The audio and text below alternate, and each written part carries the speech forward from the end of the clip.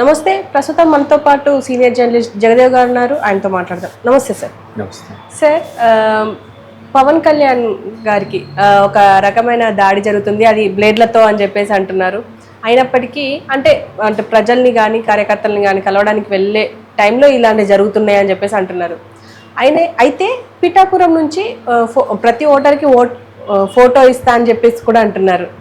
అంటే దీన్ని ఎలా చూడొచ్చు సార్? అంటే ఈ దాడిని కానీ అంటే పవన్ కళ్యాణ్ గారికి ఒక separate style, separate body language ఉంటుంది. ఆయన ఒక రకమైన భావోద్వేగానికి చెందిన ఆవేశపరుడు. ఎట్లా అంటే మీరు అబ్జర్వ్ చేయండి.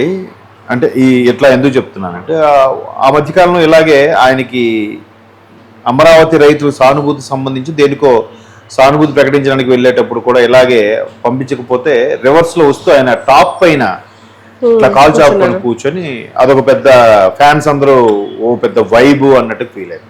వైబు విషయం పక్కన పెడితే ఆ కారు వెళ్తున్నప్పుడు ఏమైతే పడిపోతాయి. ఒక్కొక్కసారి చిన్న చిన్న దెబ్బలే మేజర్ ఇష్యూ అవుతాయి. అంటే ఒక రకమైన ఆయన అంతే, నేను అనుకుంటే ఇది చెయ్యాలి అనే మొండి మనస్తత్వం, మంచికి చెయ్యాలి. అలాగని ఆయన స్టైలే అంత. ఎక్కువ ఆర్భాటాలు కోరుకోడు, ఎక్కువ ఇది జనరల్గా మీరు అబ్జర్వ్ చేయండి. రాయల్ ఎన్ఫీల్డ్ మీద వెళ్ళినోడే బిల్డప్ ఇస్తూ ఉంటాడు. యూట్యూబ్లో చిన్న చిన్న షార్ట్స్ ఫిల్మ్స్ వేసుకొని ఫెమిలియర్ అయినోడే నేను పెద్ద స్టార్లా ఫీల్ అవుతున్న ఈ రోజుల్లో అంత ఫ్యాన్ ఫాలోయింగ్ ఉండి, అంత ఇమేజ్ ఉండి, ఆయన సినిమా సైన్ చేస్తే, సినిమా షూటింగ్ కూడా అవ్వకలేదు, సైన్ చేస్తేనే హాఫ్ ఆఫ్ ది పేమెంట్ ఇచ్చి ప్రొడ్యూసర్లు ఉన్న స్టార్ ఇమేజ్ ఉన్న హీరో, అది కూడా ఒక భాషకు, మళ్ళీ కేవలం ఒక ప్రాంతీయ భాషకు చెందిన హీరో, నేషనల్ లెవెల్ హీరో కూడా కాదు. అంత ఇమేజ్ ఉన్న వ్యక్తి ఎలాగైనా చార్టర్ ఫ్లైట్లో తిరగచ్చు కదా, అలా చేయలేదు కదా. అది ఆయన ప్లస్ పాయింట్. తర్వాత గుప్తదానాలు చాలా చేశాడు ఆయన, ఎవరికి చెప్పకుండా పేపర్ ఫోటోలు ఇచ్చి యాడ్లు చేసుకోలే. సో అవన్నీ రాజకీయాలకు వచ్చేసరికి యాడ్ అయ్యి వచ్చాయని. So me coming to the point, అలాంటప్పుడు ఆయన ప్రజల్లో సర్వసాధారణంగా తిరిగేసేవాడు, వెళ్ళిపోయి ఎప్పుడైతే రాజకీయ పార్టీ పెట్టి ఇలా జరిగాయో, చాలా వరకు మీరు నమ్ముతారో లేదో, రామ్ చరణ్ ఒక స్టేట్మెంట్ ఇచ్చారు. చిరంజీవి గారు అబ్బాయి, బాబాయ్కి ఏమైనా జరిగితే ముందు నన్ను దాటుకుంటూ వెళ్ళాలి అన్నట్టు కూడా స్టేట్మెంట్ ఇచ్చారు. ఇది ఎప్పుడు ఆల్మోస్ట్ రంగస్థలం సినిమా ముందు. అప్పుడు అంటే అప్పుడు కూడా పుకార్లు షికారు చేశారు, పవన్ కళ్యాణ్ని బతకనెవ్వరు, లేపేస్తారు ఆ పార్టీ వాళ్ళు, సమ్ ఎక్స్ అని. అప్పుడు ఈయన రామచంద్ర గారు ఈ స్టేట్మెంట్ ఇచ్చారు. అలాగే చాలా వరకు ఈయన ఒక పార్టీకి ఫేవర్గా ఉంటే ఆ పార్టీ గెలుస్తుంది, లేదా ఈ పార్టీకి ఈయన ఫేవర్గా లేకపోతే ఓడిపోతుంది అనే ఉద్దేశంలో రకరకాల ఏవో రూమర్స్ కూడా వచ్చాయి. సో ఇప్పుడు బ్లేడ్లతో దాడి చేసే అవకాశం ఉందన్నట్టు కూడా ఆయనకి కూడా కొంత ఇంటెలిజెన్స్ లాంటివి ప్రైవేట్ డిటెక్టివ్లో పెట్టుకొని చేయించుకుంటారు కదా. ఇప్పుడు వారాహి ఉంది, వారాహి ఇచ్చినప్పుడు కూడా ఎన్ని హడ్డిల్స్ పెట్టారు, ఎన్ని ఆపడానికి ట్రై చేశారు.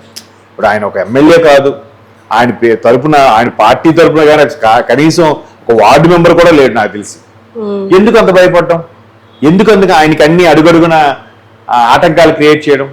అప్పుడు చంద్రబాబు గారు అరెస్ట్ అయినప్పుడు కూడా ఆయన కలవడానికి వెళ్తాను అంటే ఆయన పోలీసులు ఆపేసి ఆయన రోడ్డు మీద పడుకున్నాడు. ఆయన అప్పుడు ఆయన జనసేన కార్యకర్తలు వచ్చి ఒక్కొక్కరిని సైడ్ చేసుకుంటూ ఆయన దారి ఇవ్వడం జరిగింది. ఆయన ఏం చెప్పలేదా, బాబు మన వాళ్ళందరూ ఆయన తులగొట్టేయాలి, వాళ్ళందరినీ క్లియర్ చేసేయాలని ఏం అనలేదు. వెళ్ళి సీరియస్గా రోడ్డు మీద పడుకున్నాడు ఆయన, అంతే. అంటే ఆ రకమైన అభిమానులు ఉన్నారు ఆయనకి. సో అట్లాంటి వ్యక్తులు ఉన్నప్పుడు ఈ మధ్యకాలంలో అంటే ఆయన ఎప్పుడు ఏ అడ్రస్ వచ్చినా బయటికి అవని ఓపెన్ అవ్వని వ్యక్తి మొన్న పిఠాపురం కన్ఫర్మ్ అయిన తర్వాత ఆయన స్టేట్మెంట్ ఇచ్చుకుంటారో చెప్పిందంటే, నేను ఏదో చేసేస్తాను, ఏదో అయిపోతాను కాదు, అభ్యర్థిస్తున్నాను, నన్ను గెలిపించండి అని అన్నాడు. అది కూడా మందర స్వరంతో అన్నాడు ఆయన, నేను అదొక్కటే కోరుకుంటున్నాను అని.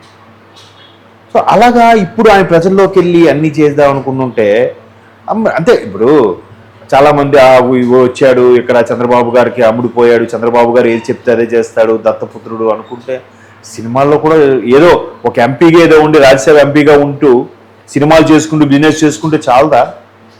అవుతుంది కదా.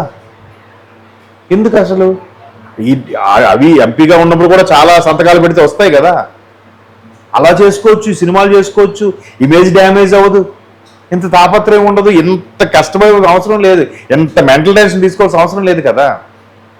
సో అలాంటి నేపథ్యంలో ఆయన్ని ఓడించాలని పిఠాపురంలో అవసరమైతే ఇంటికి ఓటుకి ₹1,00,000 ఇచ్చైనా నన్ను ఓడించినా చూస్తానని చెప్పి ఆయన నోటితో ఆయనే చెప్పాడు.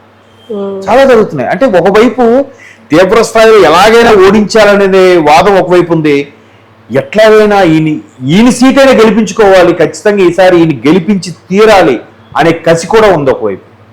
చూద్దాం రెండు కసిల్లో ఏ కసి పెరుగుతుందని. బట్ ఎంతగా లేదన్నా 60,000 నుంచి ₹1,00,000 మెజార్టీ మధ్యలో ఆయనకు వస్తుందని కూడా సర్వేలు చెప్తున్నాయి. ఎందుకు రెండు స్థానాల్లో కూడా ఓడిపోయాడు కదా, చాలా స్థానాల్లో పార్టీ అభ్యర్థికి డిపాజిట్లు కూడా రాలేదు కదా. అయినప్పటికీ పార్టీ నడిపిస్తూనే ఉన్నాడుగా 10 ఏళ్ళుగా. సరిగ్గా 24 ఇది 2013లో 14 పెట్టిన పార్టీ అది, అంతే కదా, ఎలక్షన్స్ ముందు పెట్టిన పార్టీ. సరిగ్గా 10 ఏళ్ళు అయింది పార్టీ పెట్టి. ఆ అనుభవం సరిపోవట్లేదు కార్యకర్తలు. ఇప్పుడు చాలా మంది ఆ వాపును చూసి బలుపనుకుంటారు. ఈయన కూడా ఏమంటున్నాడు, ఆయన అభిమానించే యంగ్ స్టార్స్ ఎవరైతే ఉన్నారో వాళ్ళందరూ ఓటర్లు కాదు. పోనీ ఆ పర్టికులర్ సామాజిక వర్గం చెందిన వ్యక్తులు చాలా మంది ఉన్నారు ఓటర్లుగా, వాళ్ళైనా వేస్తారంటే వాళ్ళు కూడా నమ్మలేదు ముందు, ఇప్పుడు నమ్ముతున్నారు. కానీ ఇప్పుడు అదే చెప్తున్నాడు ఆయన, నన్ను ఎందుకో నమ్మలేదు అందుకే 2 స్థానాల్లో ఓడిపోయాను కూడా చెప్పాడు. మీ నమ్మకాన్ని ఇక్కడ నుంచి గెలుచుకోవాలి. అలాంటి సందర్భంలో ఏమవుతుందంటే ఆయన్ని కలవాలి, ఆయనతో ఫోటో దిగాలి అనుకునే వాళ్ళు ఇప్పుడు అభివాదం చేసినప్పుడు ఇలా చేయి రాస్తున్నారంట. మొన్న ఎప్పుడో రాసినప్పుడు ఎవరో ఈ సందులో చూసారా, సినిమాలో చూపిస్తుంటారు బ్లేడ్తో చేస్తారు, అలా చేసి ఎవరో చేసే ప్రయత్నం చేశారు. తర్వాత ఇంకెక్కడది భీమవరం సభ సంథింగ్ రాజుల సభ దగ్గర వెనక నుంచి రాళ్ళు రోవడానికి కూడా ప్లాన్ చేశారంట వీళ్ళు జన సైనికుల్లో కలిసిపోయి. అది కూడా ఆయన ముందుగా పచ్చిగట్టి ఆ సభ క్యాన్సిల్ చేసుకున్నాడు ఆయన. ఇట్లాగా చాలా అవుతున్నప్పుడు కొన్ని ఇన్ఫర్మేషన్ వచ్చినప్పుడు జాగ్రత్తలు తీసుకుంటున్నాడు. లేదంటే ఇప్పుడు ఏమవుతుంది, ఆయనకి ఒక రకమైన భద్రత కల్పించాలన్న అంశం కూడా తెర మీదకి వస్తుంది.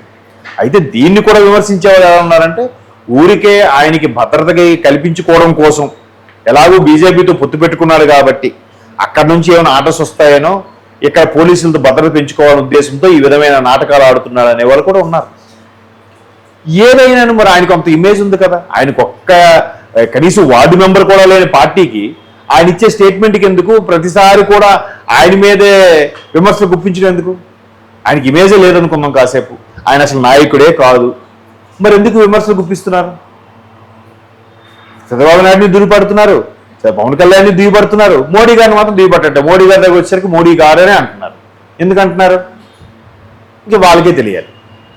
కాబట్టి అట్లాంటి భద్రత కరువు అవుతున్న నేపథ్యంలో మేబీ ఒకవేళ అలాగే అనుకుందాం కాసేపు, ఆయన భద్రత కావాలి కాబట్టి ఈ విధమైన బ్లేడ్ల నాటకం ఆడుతున్నాడు అనుకుందాం. కొన్ని భద్రత ఇవ్వండి, ఎంతో కొంత ఇమేజ్ ఉన్న హీరో కదా, ఎంతో కొంత అంటే మంచి స్టార్డమ్ ఉన్న హీరోయే కదా.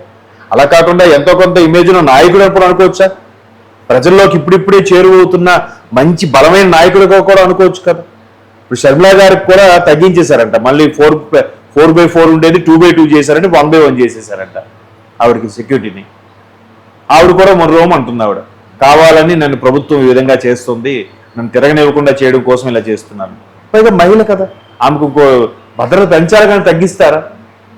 ఇప్పుడు ఉన్నది ఉంచేయచ్చు కదా, పెంచకపోయినా పర్వాలేదు, ఎందుకు తీసేయాలి?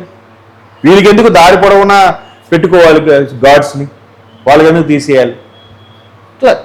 ఇట్లాంటి రకరకాల అంశాల మీద ఎవరు పార్టీ వాళ్ళకి ఒక సానుభూతి ఉంటుంది కాబట్టి అరే మా నాయకుడు కూడా ఇస్తే బాగుండు అని చెప్పి ఉండొచ్చు. లేదంటే ఆ పార్టీ వాళ్ళు ఈ విధంగా క్రియేట్ చేశారేమో, అది కూడా చెప్పలేం.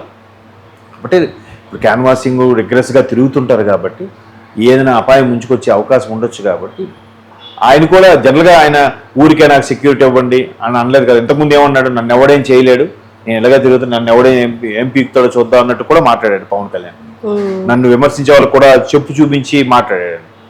సో దానికి వీళ్ళేమన్నారంటే, ముందు ఆయన చెప్పు చూపిస్తేనే మేము మాట్లాడేమంటున్నారు. ముందు మాట్లాడితే ఆయన చెప్పు చూపించాడు, అది ముందు మాట్లాడని చెప్పట్లే. ఆయన దారుణంగా చెప్పు చూపిస్తేనే ఒక నాయకుడిని అలా మాట్లాడచ్చా అంటున్నారు. వీళ్ళేదో మామూలు మాట్లాడినట్టు విమర్శించేవాళ్ళు. సో ఎవరి వెర్షను దాన్ని ఏమంటారు, ఎవరి ఫేస్ ముఖం వాళ్ళకి కనబడదుగా, ఎవరి వీపు కనబడదు, ముఖం పక్కన పెట్టండి, ఎవరి వీపు వాళ్ళకి కనబడదు. అద్దంలో కూడా చూసుకోలేం వీపుని, ముఖాన్ని అయితే అద్దంలోనే చూసుకోవచ్చు. సో ఎవరి వీపు వాళ్ళకి కనబడదు కాబట్టి అది కూడా రాజకీయాల్లో మరీ ఎక్స్ట్రీమ్ లెవెల్కి వెళ్ళి తిట్టుకుంటున్నారు కాబట్టి సర్వసాధారణం. సో అలా ప్రత్యర్థులుగా ఉన్నప్పుడు ఒక వ్యక్తికి ఏ స్థాయిలో అయితే అభిమానులు ఉంటారో దానికి రెట్టింపు స్థాయిలో విమర్శకులు కూడా ఉంటారు, శత్రువులు కూడా పెరిగే ఛాన్సెస్ ఉంటుంది ఎవరికైనా ఇమేజ్ పెరిగినప్పుడు. అలా పెరిగినప్పుడు ఏమవుతుంటే ఎవరైనా ఏదైనా జరగచ్చు అని భద్రత కల్పించడానికి కూడా ఒక డ్రామా అనుకుంటే కనుక తప్పులేదు. భద్రత కల్పించుకోవడానికి కోసం ఎవరు సేఫ్ జోన్ వాళ్ళది, ఎవరు సెక్యూర్ జోన్ వాళ్ళది కాబట్టి చేసినా చేయండొచ్చు. బట్ ఆయన మాత్రం ఒక రకమైన భద్రత కల్పించాలని అనుకుంటున్నాను. చూద్దాం వారాహి వాహనం ఎంతవరకు కాపాడుతుంది, దాని మీద ఉన్నంత వరకు. బయటకు వస్తే ఇబ్బందే కదా. జనాలు కూడా చాలా మంది కారులో చేయిస్తే చేపట్టి లాగే వాళ్ళు ఉన్నారు, కొంతమంది గట్టిగా పట్టేస్తే గోరులతో రెక్కేసే వాళ్ళు ఉన్నారు. గతంలో కొంతమంది నాయకులు జరిగాయి. నేను కూడా లైవ్లో మా ఊర్లో ఒకసారి మా ముఖ్యమంత్రి వస్తే అప్పుడు పేరు చెప్పాలండి, ఆ ముఖ్యమంత్రికి షేక్ హ్యాండ్ ఇవ్వడం కోసం ఆయన కూడా ఒక గ్లాస్ డోర్ దించి చేయించాడు. వీడు మా ఫ్రెండ్ గారు పట్టేశారు చైన్ గట్టిగా. ముఖ్యమంత్రి చేయి దొరికింది కదా అని ఉంటుంది. వెంటనే ఆ బ్లాక్ కట్ కమాండ్ వచ్చి ఇలా తోపు తోసేసారు. ఆ తోయడం ముఖ్యమంత్రి గారు చెయ్యి జస్ట్ గీరుకుంది ఇక్కడ. వీడైతే ఒక 10 అడుగులు తుల్లిపోయాడు అనుకోండి, వేరే విషయం. సెక్యూరిటీ ఇప్పుడు చూసేవాళ్ళు కలిగి ఉంటుంది, అమ్మా ఆయనకి ముక్క ఎక్కడ తీసేసాడరా, రక్తం వచ్చేసిందిరా, రకరకాల కళ్ళగా చెప్పేస్తుంటారు. జరిగింది చిన్నదే అయినా. వీడికి ఏంటంటే అబ్బా ఆయనతో షేక్ హ్యాండ్ తీసుకున్నాను రా అనే ఒక ఫీల్ ఉంటాడు. కాబట్టి చూద్దాం, ఈ విధంగా ఇలా క్రియేట్ చేసినా ఆయనకి భద్రత కల్పిస్తే మంచిదేగా. Okay sir, thank you. Thank you.